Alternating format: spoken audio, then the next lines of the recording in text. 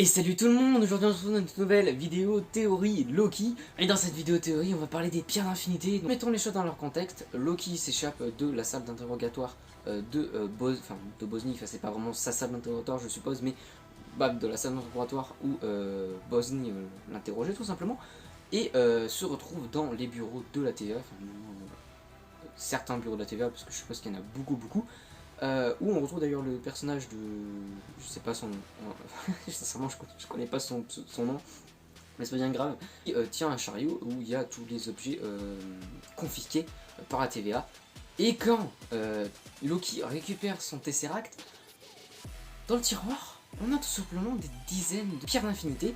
Et on comprend d'ailleurs qu'en fait il y en a de partout des pierres d'infinité qui s'en servent comme presse-papier. Je vais faire cette théorie, même si elle est totalement farfelue et qui a très peu de chances d'arriver. Du coup cette théorie mène à comment les théories pourraient revenir dans l'arrêté du MCU qu'on connaît, qui du coup n'a plus les pierres d'infinité vu que Thanos les a détruits au début d'Endgame. D'où le titre, le retour des pierres d'infinité. Et bien évidemment ça mène directement en particulier à Doctor Strange, surtout parce qu'en soi la pierre de l'âme n'a pas spécialement d'utilité à revenir, la pierre de l'espace pas spécialement non plus.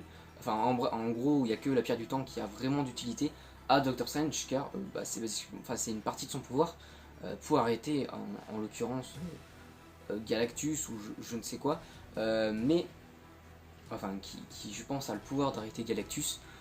D'ailleurs, la lumière est pas ouf, mais j'en suis désolé. Mais en vrai, ça pourrait être plutôt cool, au moins pour la pierre du temps. Pour les autres pierres, c'est pas spécialement utile, enfin, du moins à première vue. J'en vois pas spécialement l'utilité, mais la pierre du temps est quand même une pierre assez importante, comme le dit le gardien dans Endgame quand on est dans la période de 2012. Et comment les pierres d'infinité pourraient revenir dans notre réalité? Et bien tout simplement pour penser que Loki les vole. Voilà, pas où le cacher, j'ai pas bien creusé cette partie de la théorie, mais que quelqu'un les vole du moins, c'est la théorie la plus plausible, tout simplement.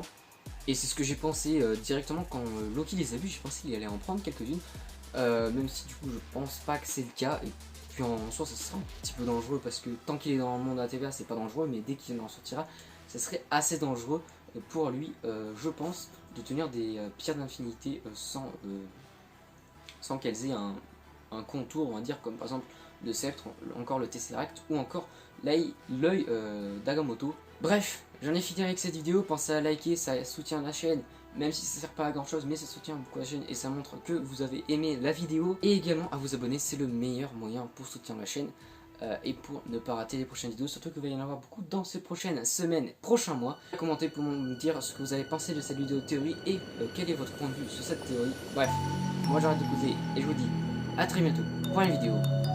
Ciao tout le monde.